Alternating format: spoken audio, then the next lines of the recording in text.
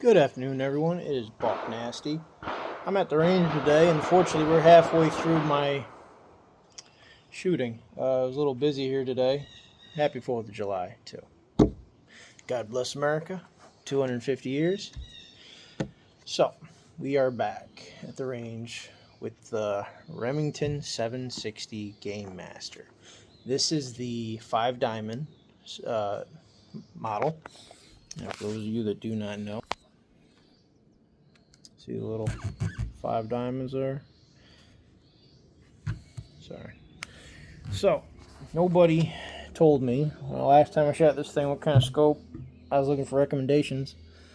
Originally, I was going to put a 2-7 on it, low-powered scope. Instead, I took the scope off the 35 Whalen and put it on this. It is a Bushnell Elite 4500X. You guys can see that right there. 4500 4X. It's 2-10. That's right. Had this gun, had a gunsmith make the barrel. Barrel didn't want to, sorry you guys, I'm getting bit up here. The barrel was a little wonky. It was sitting out a little bit because this particular model is a takedown, the 760s. You can, there's a little pin and when you crack it open or pump it open. There's a little pin where you can open it up. Or not open it up, but stick a punch in there and twist it, and you can unscrew it and take the barrel off.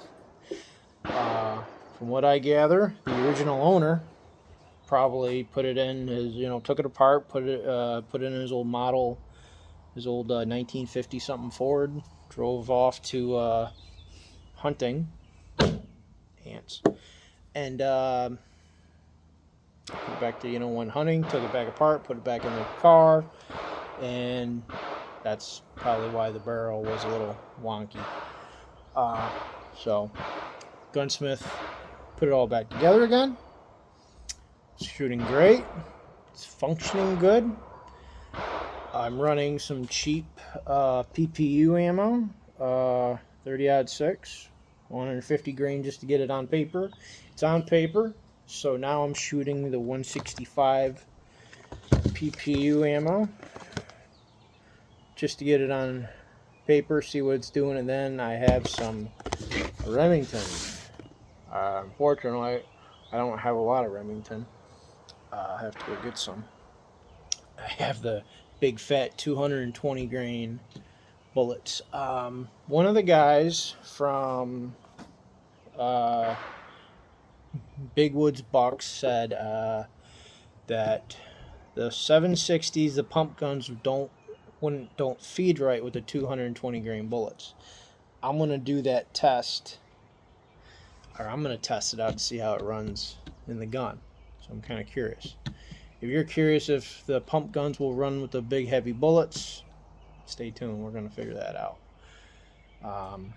All right, I've already been shooting the 165s through it. We got somewhat of a group going down there right now. I'm gonna shoot one more shot, and then I will show you guys what it's doing with the 165 ppU ammo. And this stuff's cheap. I think I only paid 23 bucks for it, so it's cheap ammo. Some people had good results with it. Some people didn't have good results with it. So we're gonna fire another round and see what we get. Okay, the round is in. Forward. Safety off. Watch, I'll miss the target now that I'm recording.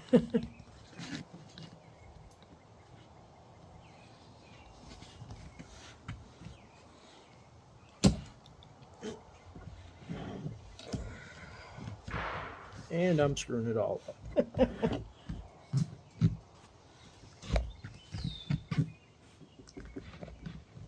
Alright, hang on here. Alright, we're lined up again.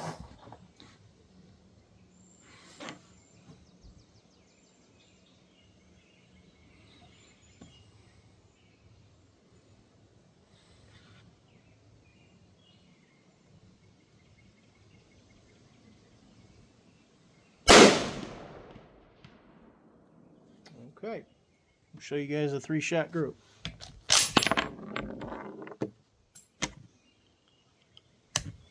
Alright, let's go see what that did. So, I want to apologize for not doing videos very often. It's just work, and every time I come here, it's been busy.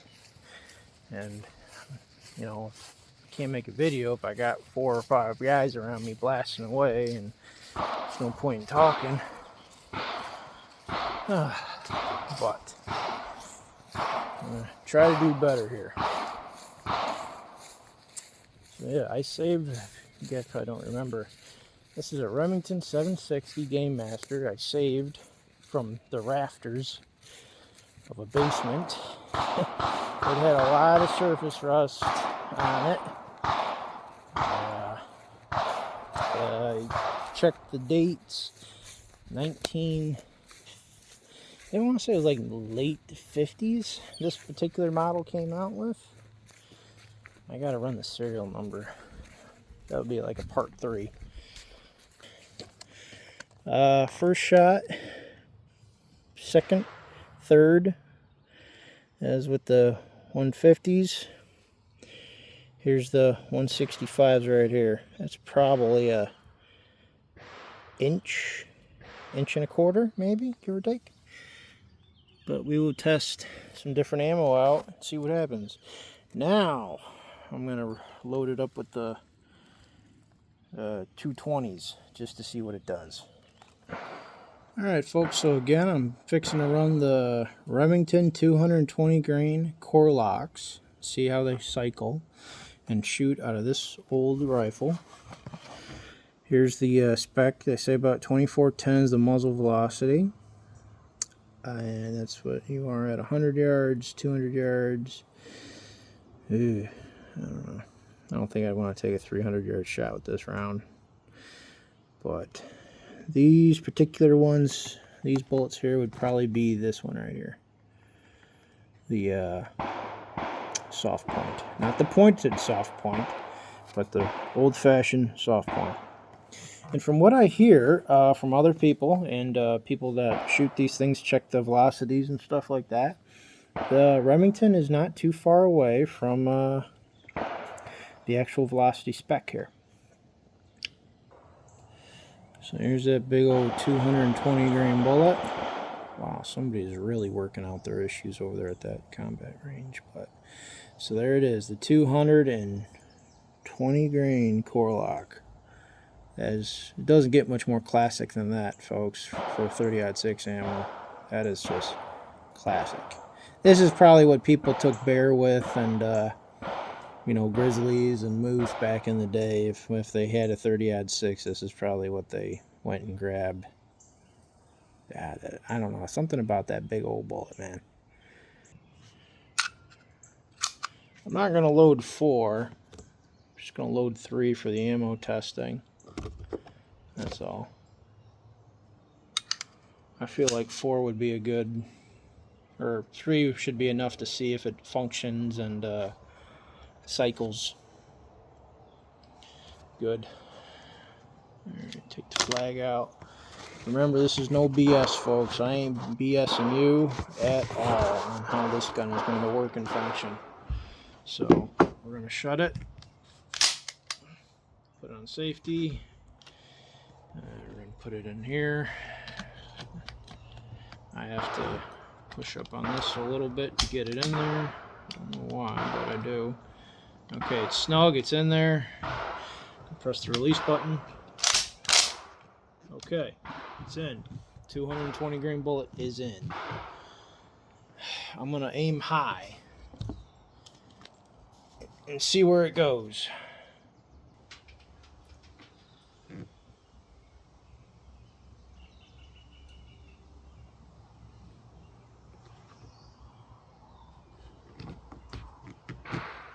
I'm going to aim for the 10.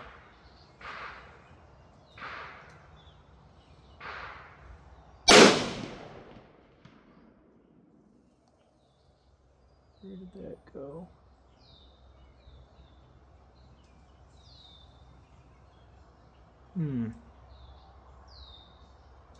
Did it shoot right next to the 10? No way. This big old bullet should have dropped like a rock. Ain't no way this thing shot right next to that 10. Barrel's hot. Hey, I'm going to let it cool for a second, folks. This is getting interesting. Alright, folks, so I think that shot that's over by the 10 is actually my first shot. I got a little too excited there. But, we're going to send another one, see what happens. I'll hold on the 10.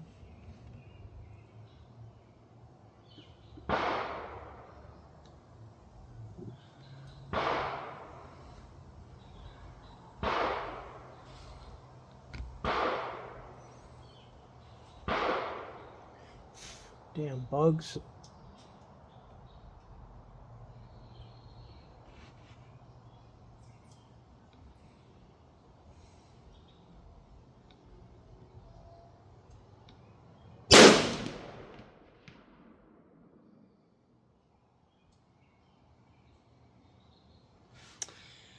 Huh. I'm not quite sure where it's going.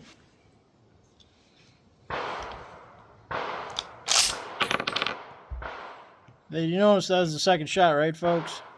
With them big old 220s. And it's functioning just fine. So, if I'm going to have to go back on there, the big box thing, and see which one of them fellers said that the 220s don't cycle good. Because we're about to prove that wrong. Maybe it was in the auto loaders. They don't cycle good. This thing's cycling these in this pump just fine.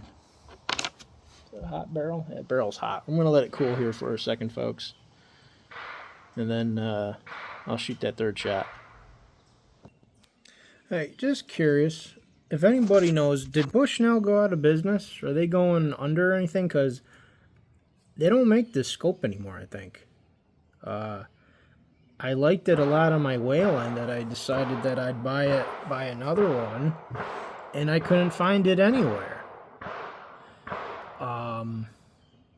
So, I don't know if anybody knows what's going on with Bushnell. Are they going under or not? Let me know. If not, or if they are going under, then old Waddell is going to have to go find another scope brand to be putting on his muzzle loaders and rifles and stuff. So,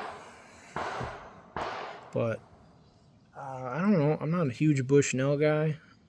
I know I've heard a lot of bad things. I've only ever owned one, and that was on a slug gun. So, yeah, that was on a Remington 1100 slugger. So, yeah, just wondering if old Bushnell is going under, because the scope, which is a pretty nice scope, it handled a 35 Wayland just fine. I don't see Bushnell anymore, and I don't hear very many things. My next purchase for optics, though, is gonna be holy cow, that guy's going to town up there. Is gonna be a Trijicon. I'm gonna buy a Trijicon Huron.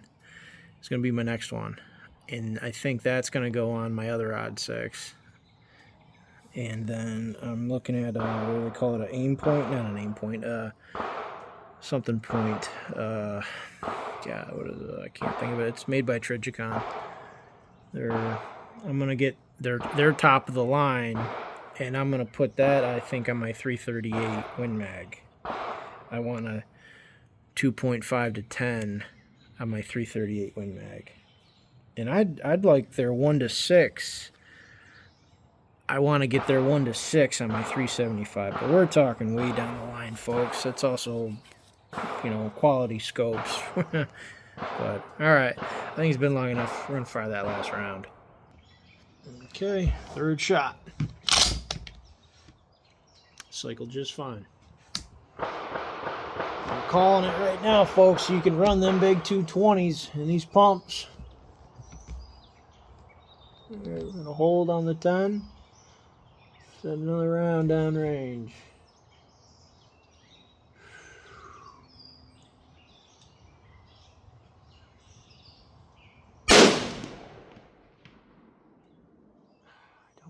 it's hitting with these 220s. It might be off paper. So there you go, folks. Cycled just fine with them 220 grain bullets. So if you're a reloader, you want to reload some heavy medicine, just keep the velocities, or remember, don't go max. So we're gonna go see where that was hitting with these 220s. All right, folks, let's see where them bullets go. Yeah. Well, here's a bullet here. I'm sorry, I said 10. I was holding on to 9. Here's one here. Here's one here. And I don't know where the third one went to. But okay, so I'm gonna call it a day because I don't want to shoot too much 30-06, and it's getting hot. It is summer, so I'm gonna leave you guys with this. You can run the 220s in your pump gun.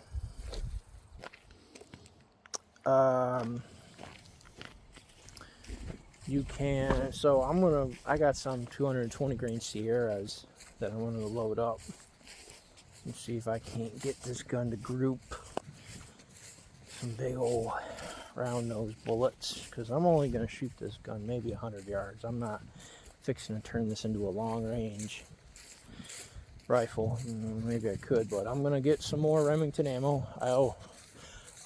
It was slicker. Slicker, is that a word? It was slicker.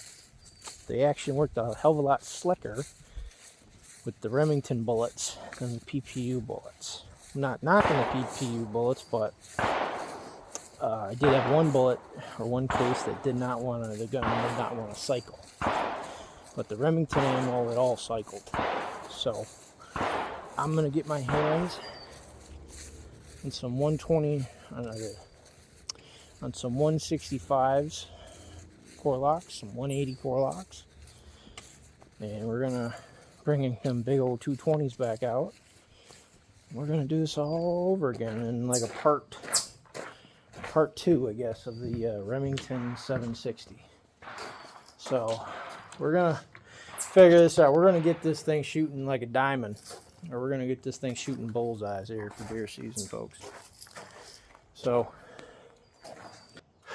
hope y'all had y'all have a happy 4th of July, 250 years America. So y'all take care.